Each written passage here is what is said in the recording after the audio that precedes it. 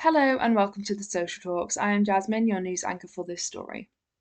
On Wednesday, UK MPs voted for or against a ceasefire on Gaza.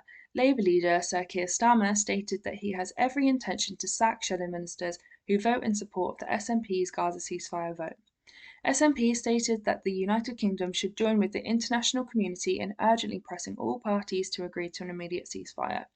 Keir Starmer's threats towards his MPs resulted in the Gaza ceasefire amendment failing to pass.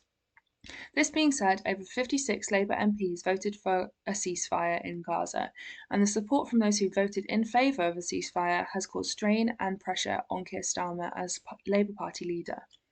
More than a third of the party backed the SNP's vote in favour of a ceasefire, including 8 shadow ministers who have since resigned from their posts as a result of Starmer's leadership on the issue, with Shadow Minister of Domestic Abuse Jess Phillips saying in her resignation statement, "On this occasion I must vote with my constituents, my head and my heart."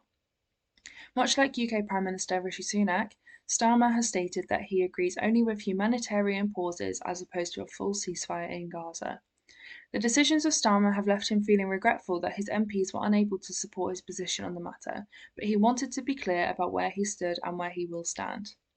The decision to oppose a ceasefire in Gaza comes as recent figures reveal that over 11,500 Palestinians have been killed in the area.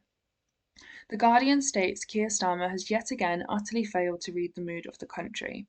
Starmer is said to believe that Labour is the party in waiting. He has been criticised for letting this belief drive the agenda of the party, making it detrimental to the party as well as its members.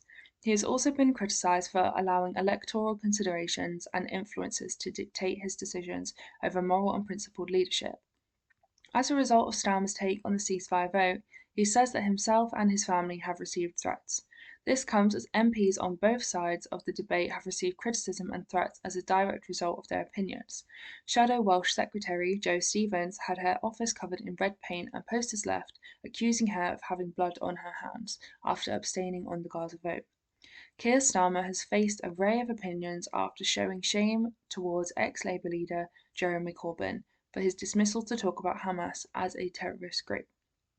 Starmer was unimpressed that Corbyn would not acknowledge Hamas as a terrorist group and has stated that Corbyn will not be returning as a Labour MP under his leadership.